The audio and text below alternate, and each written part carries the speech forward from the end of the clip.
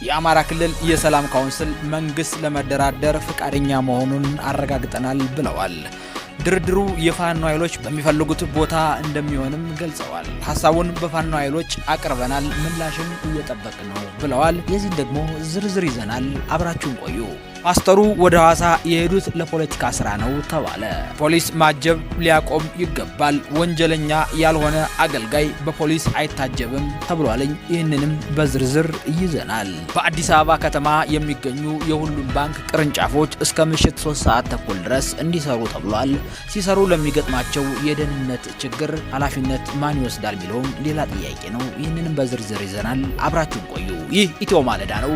ሳብስክራይብ ማድረግ አይዘንጋ።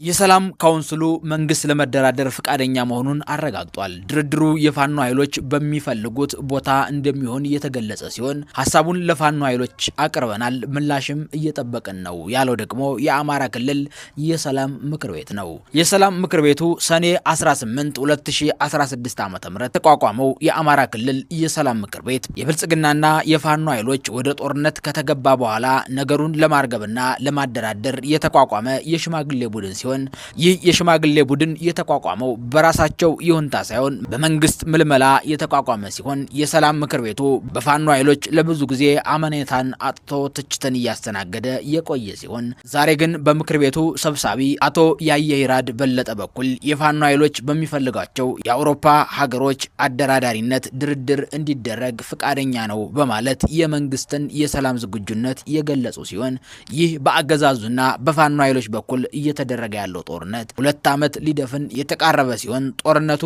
በድርድርና በውይይት እንዲፈታ ጥረት በማድረግ ላይ ነን ያለው የአማራ ክልል የሰላም ምክር ቤት ነው። አቶ ያየይራድ በለጠ አንደኛው ሌላኛውን አለማመን የሚደረገውን የሰላም ጥሪ አስቸጋሪ አድርጎታል ብለው የገለጹ ሲሆን ይህንን አለመተማመን ለማስወገድ የፋኖ ኃይሎች በሚፈልጉት የአውሮፓ ሀገራትና አደራዳሪዎች አማካኝነት ድርድሩ እንዲደረግ መንግስት ፈቃደኛ ነው ብለዋል። በመጨረሻም የሰላም ካውንስሉ ሰብሳቢ ከዚህ ጋር በተያያዘ አብዛኛው የፋኖ ኃይሎች ጋር ውይይት አድርገናል፣ ከፋኖ ኃይሎችም ምላሽ እየጠበቅን ነው ብለዋል። የአማራ ክልል የሰላም ምክር ቤት ሰብሳቢ አቶ ያየይራድ በለጠ ይህንን እያሉ ያሉት ግን በክልሉ ያለው ውጥረት እንደቀጠለ በሁለቱም በኩል ደምስሰናል የሚለው ዜና እያለ ባለበት ሁኔታ ነው። ፖሊስ ማጀብ ያቆም ተባለ። ይህንን ያለው ደግሞ የኢትዮጵያ ወንጌል አማኞች ቤተክርስቲያን ካውንስል ነው። ካውንስሉ ይህንን ያለው ከሰሞኑ በሐዋሳ ከተማ ከቤተ ክርስቲያኗ ሕግ ውጭ የተደረገውን የአጀባ ስብከት ተከትሎ ነው።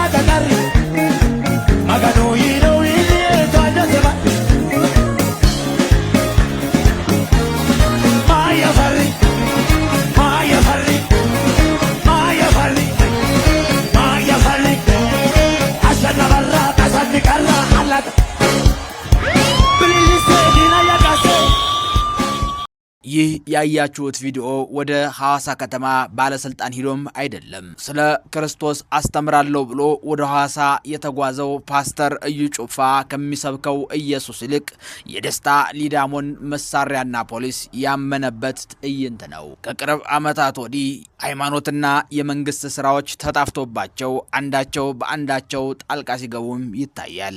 ከዚህ ጋር በተያያዘ በቸርች ስለ ጠቅላይ ሚኒስተሩ የሚጸልዩና የሚያጸልዩ ፖለቲከኛ ፓስተሮችም እየበዙ መጥተዋል።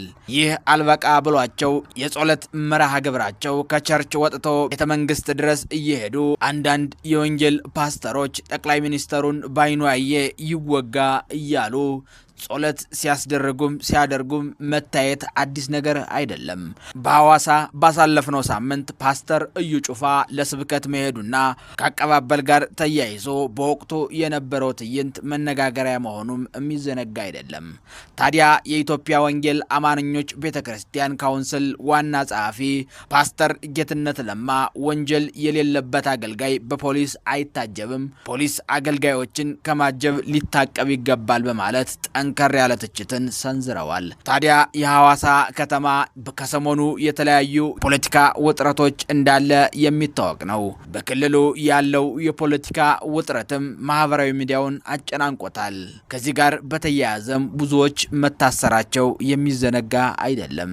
በዚህ ሰዓት ፓስተሩ ወደ ሐዋሳ አቅንተው ይህንን መንግስት የተጨመረበት ትዕይንት ማሳየት የፈለገው የፖለቲካ ትኩሳቱን ለማቀዝቀዝ ነው በማለት በሲዳማ ፖለቲከኞች በኩል ቢተችም ፓስተር እዩ ጩፋ የመጣሁት ለሐዋርያ ስራ ነው፣ ፖለቲካውን ላቀዘቅዝ አይደለም በማለት በመድረክ ተናግረዋል። የካውንስሉ ጸሐፊ ፓስተር ጌትነት ለማ ኮንፈረንስን አስመልክቶ አንዳንድ አገልጋይ በጦር መሳሪያ ሊታጀቡ አይገባም፣ ይህ በወንጌል አማኞች በኩል ተቀባይነት የለውም፣ ከተማው ላይ ያልተፈለገ ውጥረት ያለ በማስመሰል ከተማ ውስጥ ሌላ ኃይል እንደገባ እንዲመስል ለማድረግ የሚሞከር ጉዳይ ተገቢ አይደለምም ብለውታል።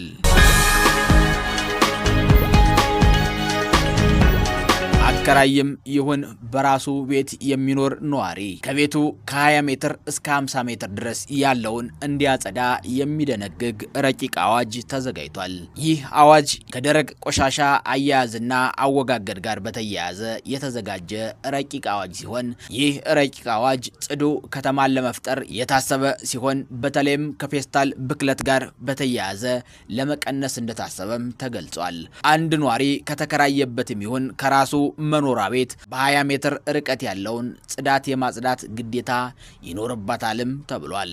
ለድርጅት ደግሞ ካለበት የስራ ቦታ እስከ 50 ሜትር ያለውን ቆሻሻ አለማጽዳት በሕግ ተጠያቂ የሚያደርግ ረቂቅ አዋጅ ነው። የዚህ ረቂቅ አዋጅ ማስፈጸሚያ ከዚህ በፊት እንደነበረው በጽሁፍ ማስጠንቀቂያ አሊያም በቀበሌ ቅጣት በ50 ብር በ100 ብር የሚታለፍ አይደለም። ምክንያቱም መንግስት ከቅርብ ጊዜ ወዲህ በሰበቡ ገቢ ብቻ ነው መሰብሰብ የሚፈልገው። በተለይ ደግሞ የገቢ ምንጩ ካደረጋቸው መካከል የኮሪደር ልማት ነው።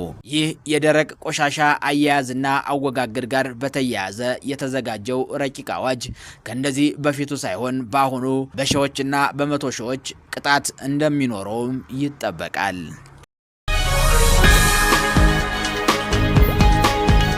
መዲናይቱ የሚገኙ የሁሉም ቅርንጫፍ ባንክ ሰራተኞች እስከ ምሽቱ 3 ሰዓት ተኩል ድረስ አገልግሎት እንዲሰጡ በማለት አዋጅን አጣቅሶ ደብዳቤ የጻፈው ደግሞ የአዲስ አበባ ከተማ ንግድ ቢሮ ነው። ንግድ ቢሮው ሁሉም በመዲናይቱ ያሉ ባንኮች የተሻለ ከተማን ለመፍጠር ሲባል የጸደቀውን አዋጅ ተከትሎ እስከ ምሽት 3 ሰዓት ተኩል ድረስ እንዲሰሩ የሚያዝ ደብዳቤ ከትላንትናው ዕለት ጀምሮ ለሁሉም ባንኮች በየቅርንጫፋቸው የተሰጣቸው ደብዳቤ ያመላክታል። ታዲያ በተጻፈው ደብዳቤ በመዲናይቱ ከጊዜ ወደ ጊዜ የሰው ልጅ ወጥቶ የመግባት የደህንነት ጉዳይ በተለይ ከመሸ በኋላ አሳሳቢ እየሆነ ባለበት ሁኔታ ሸዋሸዋ ማጆ የሚሉትኝ የአዲስ አበባ የዘረፋ ተግባሮች ተጧጥፈው እየቀጠሉ ባሉበት ሁኔታ ነው ይህንን ትዕዛዝ ያስተላለፈው ንግድ ቢሮ። ታዲያ ንግድ ቢሮ በጻፈው ደብዳቤ የሰራተኞች የህልውናና ማታ ወደ ቤት ሲገቡ የደህንነት ጉዳይ ምን ሊሆን ይችላል የሚለውን ግን ያለው ነገር የለም። ከዚህ ጋር በተያያዘ ይህንን እስከ ምሽቱ 3 ሰዓት ተኩል ድረስ እንዲሰሩ ትዕዛዙን ያስተላለፈው የንግድ ቢሮ ሲሆን የባንኮች ደሞዝ ከፋይ ደግሞ ባንኮች መሆናቸው በትርፍ ለሚሰሩት ስራ ከክፍያ ጋር በተያያዘ ግን ምንም እየተባለ ነገር የለም። ሰራተኞች ይህንን ደብዳቤ እንዳዩ ድንጋጤ የፈጠረባቸው ሲሆን ማታ እንዴት ነው ከምሽት 3 ሰዓት ተኩል በኋላ ስራ ሰርቼ ወደ ቤቴ የሚገባው የሚለውም ሌላ ስጋት ሆኗለኝ። ይህ ኢትዮ ማለዳ ነው። አብራችሁን ስለቆያችሁ እናመሰግናለን።